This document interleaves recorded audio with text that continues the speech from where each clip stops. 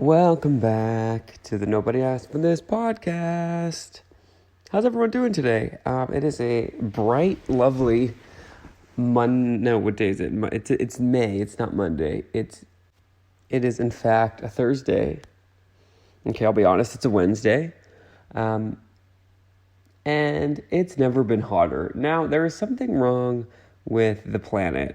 I think we've all kind of known this. I think we've been warned. We've been told, Greta's been trying to tell us, the scientists have been trying to tell us, but I'm sweating like I've never swat before in the month of May. It's been hovering around 30 degrees, which for the Fahrenheit people would be about, let me do some math, 30 times 60, around 90?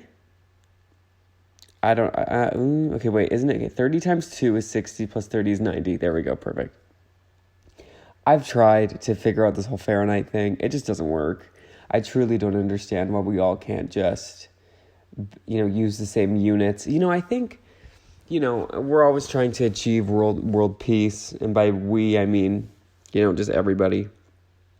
And I think there are certain steps that we could take that would help that. Like, I think we could all use the same measurement units. I think that would be a small way to start, living in a more peaceful, harmonious society. Because what is this? What is this? Inches versus centimeters, kilometers and miles. Like, how are we supposed to be on the same page about anything if we don't even know what we're talking about when it comes to degrees? Like, why is 30 degrees in Canada extremely hot, but 30 degrees in America is like polar bear temperatures? Like, we don't even speak the same language, we have to start that. I think we need to start enacting very realistic change. And hey, I'll take the first step. I will be fine. I will offer on behalf of Canada for us to switch to the Fahrenheit version. That's fine. I'm not saying everyone has to follow us. Although I do believe that America is like one of the only places to use Fahrenheit. I will be asking my Snapchat Al. Let me just check. Okay. Good morning. I'm going to say good morning to it. Let's see what it says. Good morning. How are you? Good. Question for you.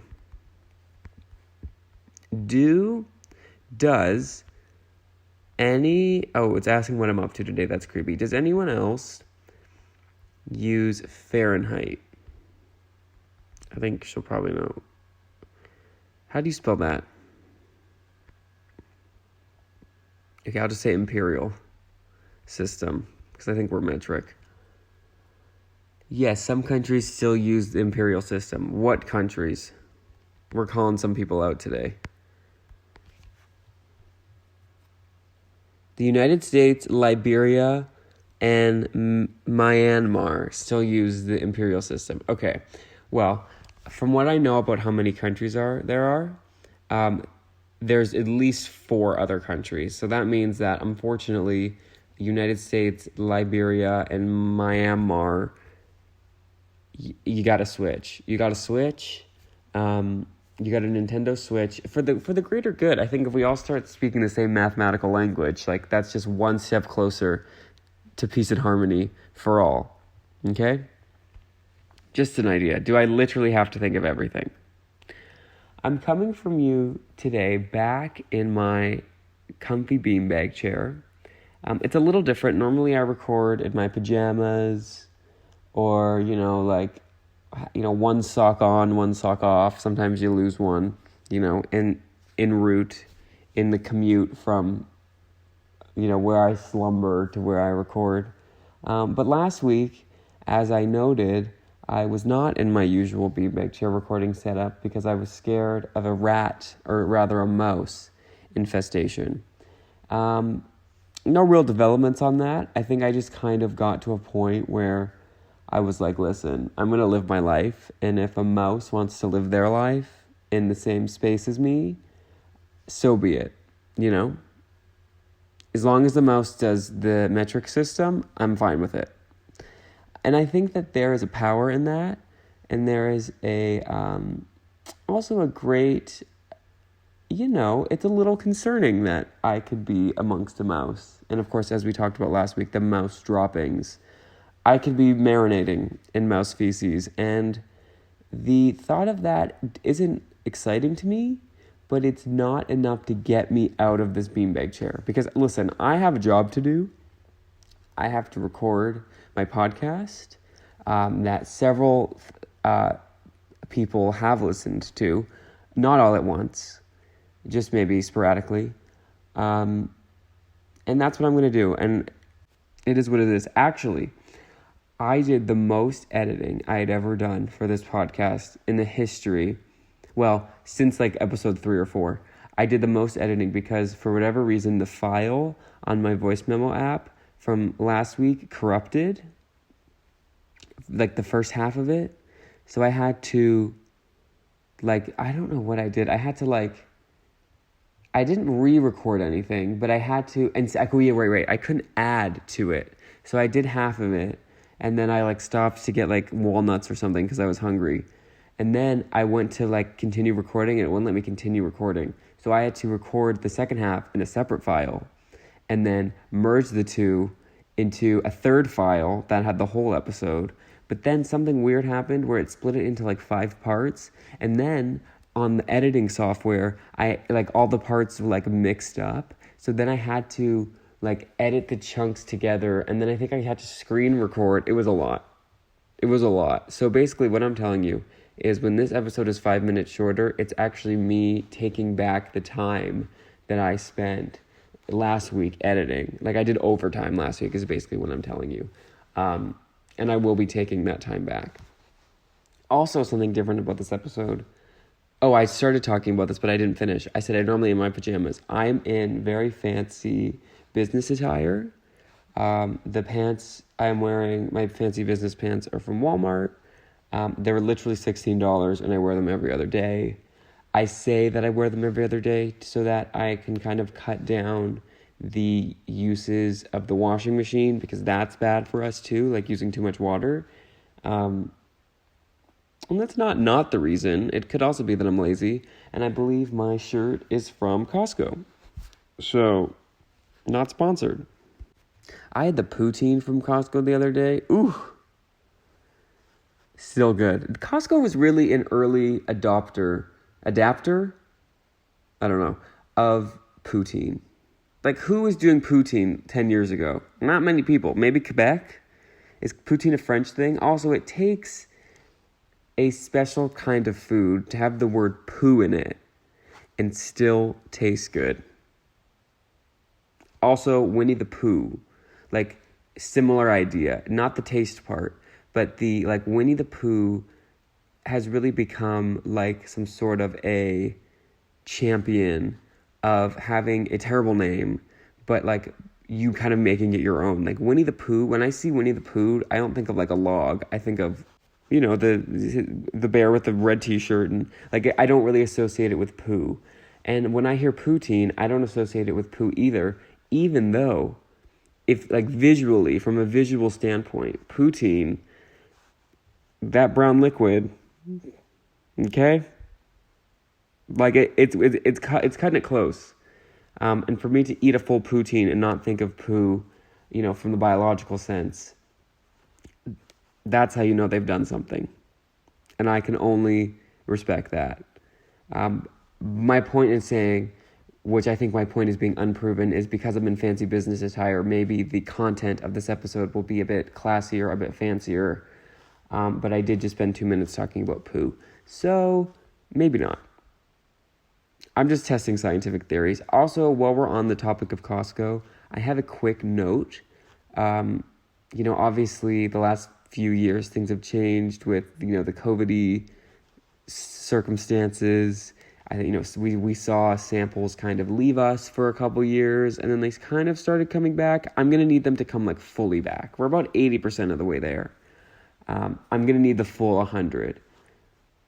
However, on second thought, since inflation's happened, I've had my eye on those $1.50 hot dogs with the great fear that it would go up. And it hasn't yet. So maybe that's their kind of compensating for the cost. They're like, listen, you could keep the $1.50 hot dog and the pop, but you're not getting as many samples.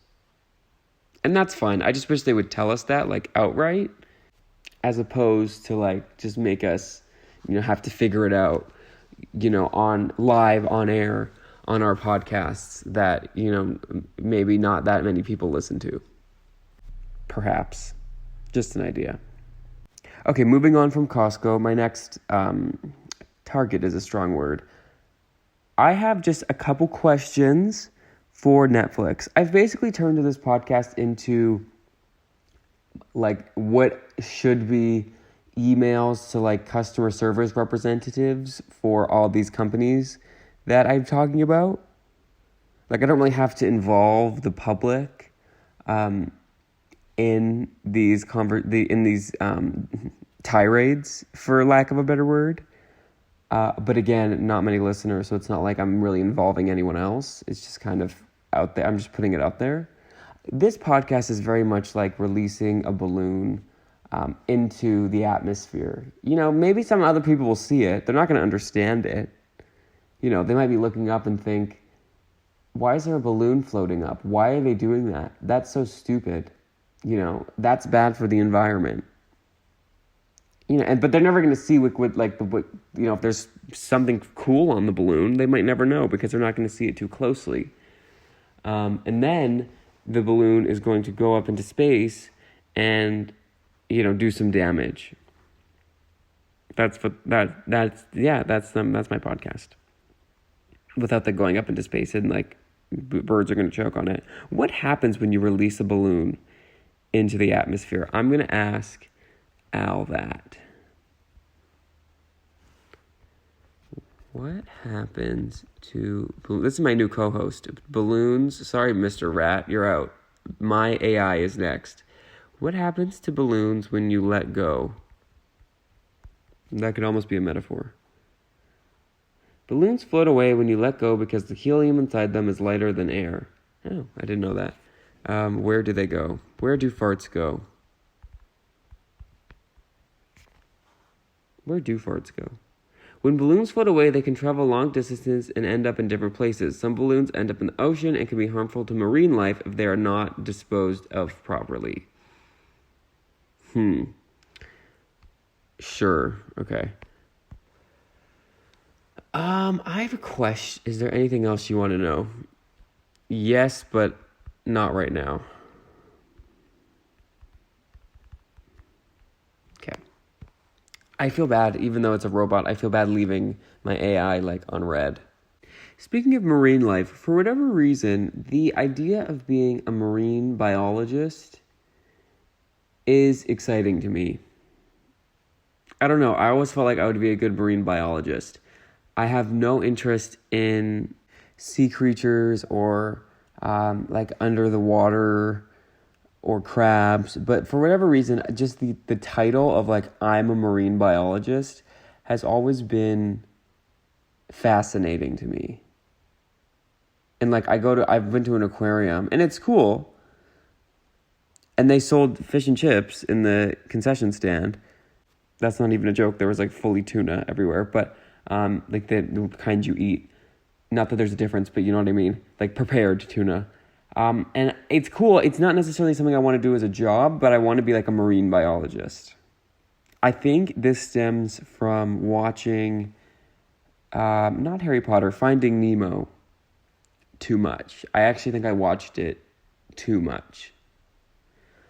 I saw Finding Dory once. I think maybe I could switch to Finding Dory, just to get a different perspective, it can't all be about Nemo. But I really just feel like marine biologists, it just sounds cool.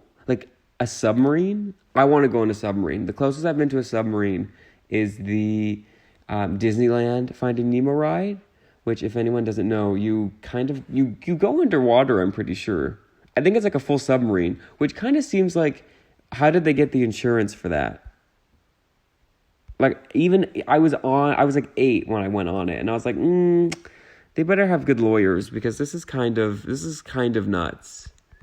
I'm Googling Finding Nemo ride. And if I remember correctly, like, you are fully, it's not deep water, but you're underwater. And I was scared. Okay, wait. How is there oxygen? Oh, maybe you're not.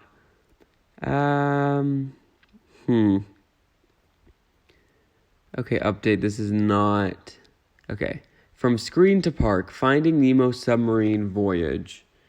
Disneyland is a funny one to me because I always kind of wish I went when I knew, or like when I would have really believed that, that was Minnie Mouse, not just like a teenager who, this is their community service hours being Minnie Mouse. Like, and I just can't imagine the break room for Disneyland is like that appealing. Like, it's probably a bunch of people who are like so sick of acting excited and kind with just like their, goofy head, not like their goofy head, but like the head of the character Goofy, like on the table next to their chicken salad sandwich.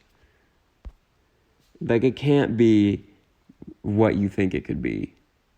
Unless, of course, it is what you want it to be. And then it is. But I'm going to Google Disneyland break room. Anyone waiting for answers on the Finding Nemo voyage? I've just kind of abandoned that search. I couldn't really find it. Disneyland break room. This is going to be fun. Ooh. It has a Pepsi machine. Oh, wait, no, sorry. This is the Walt Disney office. Walt Disney's head is frozen in the bowels of Disneyland. That's my favorite conspiracy theory. We talked about this in the conspiracy theory episode, which I think is one of the first, 6 episodes we did. It was like when we were starting to run out of ideas. Like, when I first wanted to start this, I was like, okay, perfect. I have like all these ideas. And then when you start doing it, you realize that all the ideas that you had aren't necessarily like possible. Like, I can't do a reading of my financial statements, as like the 4th episode of a podcast. You kind of have to wait till the, people care. So I haven't done that yet. Stay tuned. But one of the ideas I had towards the end was, let's just do a bunch of conspiracy theories. And I found out that not only is Walt Disney's head frozen in the bowels of Disney, I might have the location like kind of botched or whatever. Apparently he's frozen his head. I don't know if it's just his head or his whole body, but for some reason it just being his head is a little bit, I don't know, it's a bit more like headliney, like his head is in the bottom of the basement or whatever, being cryogenically frozen. Because why would you want your post-mortem head, warm? It sounds like torture if you're asking me. But that's only half of the conspiracy theory. You think that's the full thing. That's only half. I actually do believe that. I think, from my understanding, he died of like some sort of like an illness, like not of old age, like an illness. And I think his idea in his head is that they're going to find a cure to whatever was his demise, thaw him, and then fix him. So it must be his whole being. Or he just did the head, and then he's going to put his head on a new body, and like his brain is going to be back or whatever. So listen, if you're thinking, man, these Disney movies have started to suck since Walt Disney died, if you can stick around about a good 100 to 200 years, we might get a resurgence. We just might. But the other half of that conspiracy theory is that Disney Frozen, the movie, was called Frozen so that when you Google Disney Frozen, you get all the search results regarding the movie and none regarding the owner of the company's frozen head in the bowels of the basement. And honestly, there's nothing about that I disagree with. Not only in the belief of whether or not it's true, but just in principle. If you're rich and you have the means to freeze yourself after you pass, like if that's your plan, if that's in your will, go for it. As long as it's your choice and you make the arrangements before, go for it. If you want to be buried in the bowels of your office, that's fine. I don't know why you'd want that. Like, I would never, well, maybe I would want to be buried in the bowels of Disneyland, but that's like not where I work, right? Like, that's like a cool, like, oh, I'm going to be buried in Disneyland. Whereas like Walt Disney, like, you know what I mean? Like, it's a little too on the nose, top of the head. But whatever, if that's what he wants to do, that's fine. And it's genius that they named Frozen so that when you Google Disney Frozen, like that's not even is it a conspiracy theory if it's true? I don't think so. I fully believe that. And am proud of whoever's idea that was. Because when you think of it, like, Frozen doesn't really have to be called Frozen. I haven't seen it in a while, but I feel like it doesn't really fully make sense that it's called Frozen. It doesn't not make sense. Also, don't let me get started on whether or not it's a Christmas movie. I feel like it could be, but it's like not outwardly. It's like it's a winter movie. If seasons can have their own movies. Also, side note, I'll get back to what I was talking about, Walt Disney's Frozen Head. Anytime I hear the word season now, like, people be like, oh, what's your favorite season? I'll be like, season of what? Like, I forget that season is like a part of the year, like in the environment. Like, I think TV season. I'm like, what do you mean season? Like, you didn't tell me a show. What season? 4? It's never 4. 4 is always bad. It's always 1, and it's sometimes 3. But 4, 5, 6, 7, 8, 9, it's a wrap. You gotta end it. Season 2 is always the worst because they start bringing in new people, and you're like, I don't care about these people. Like, I want the people from the first season. Like, I'm already, I already can barely keep track of all the people that you introduced me in the previous season, and now you're like bringing new people, and I hate them and they're annoying. But then by the time the third season rolls around, you kind of appreciate everybody, and you don't feel, and I think the shows don't feel like they have to bring in more people. So like, there's a settling in season 3, and then by season 4, kind of like I was saying in the beginning about all my podcast ideas, you just run out of ideas. You just do. There's only so much you can do with one kind of set of characters in a circumstance. And then if the show gets to like season 7, they start doing like intergalactic, like supernatural stuff. And that's when I'm out. Once we leave like the stratosphere of the human environment, I get the coats. Like, we got to leave. Like, this is not plausible. The funniest thing ever is like watching like the 9th season of a show that you stopped watching in the 4th season, and then like without any context, without Googling what happened, and like just like watch an episode. If there's a situation where there's a show that's still on now that you haven't watched for a few seasons, it's a very fun experience. Just watch one of the episodes and just kind of see what's happened, because it's like going to your high school reunion, which I have not done because I'm like 12. But what I imagine it's like going to your high school reunion. You see how everyone turned out. You see who didn't necessarily make it. You see who's hiding. You see, who has been recast 3 times since you last saw the show. Stuff like that. And in the case of, one particular medical drama that's been going on almost since I've been on the planet, you could literally have done that like 4 times. I'm not going to say the name. It starts with a Grey's and ends with an anatomy. Which, when I was younger, I always thought it was one word. I thought it was a Grey's Anatomy. Like Graison Tom Anatomy. I was not understanding, like, I couldn't see the word. I'm a very visual speller, which is why I can't spell anything, because it doesn't make any sense. But yeah, I was like, Grey's Anatomy, and then anemone, marine biology, doctor. But yes, I challenge you to 1, do that, and then 2, find me a show that went more than 10 seasons without having any imprints, I don't know what that word means, without having any hint to like some sort of galactic supernatural, werewolves, like anything that's not of the human realm, which I think is going to be my word for 2024. Realm. I like that word. It would be my word for 2023, but there's not enough time left in 2023 to give it its full, to give it the good old college try. So it's just going to have to wait for 2024, And I'm okay with that. I've made peace with that fate. One last thing I do want to bring up, and I believe I started talking about this about 20 minutes ago, maybe 15, closer to 10.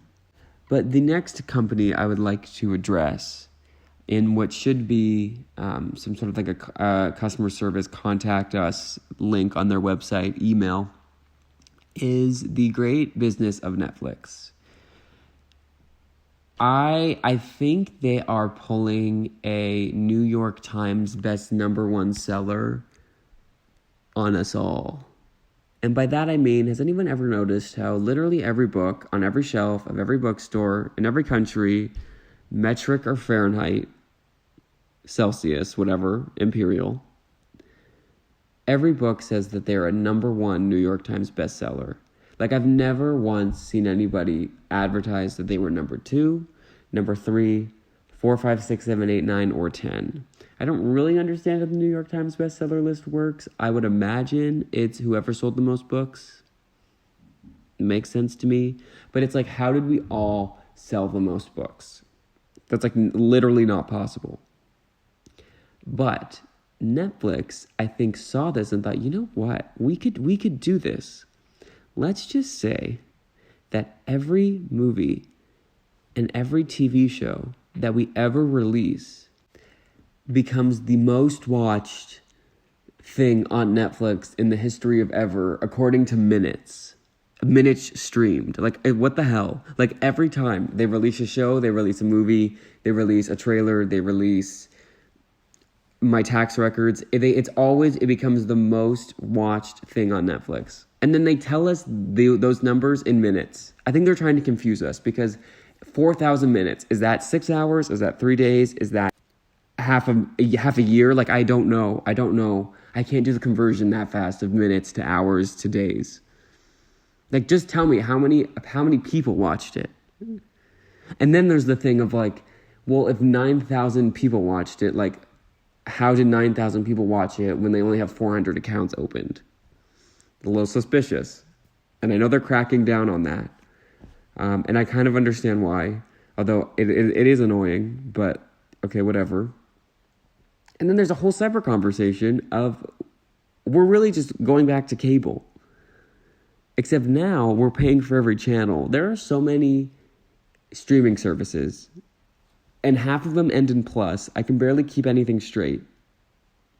Like Apple, Crave, Netflix, Amazon, Disney, the like separate thing of Disney, like Star or whatever the hell, which I think is just Hulu.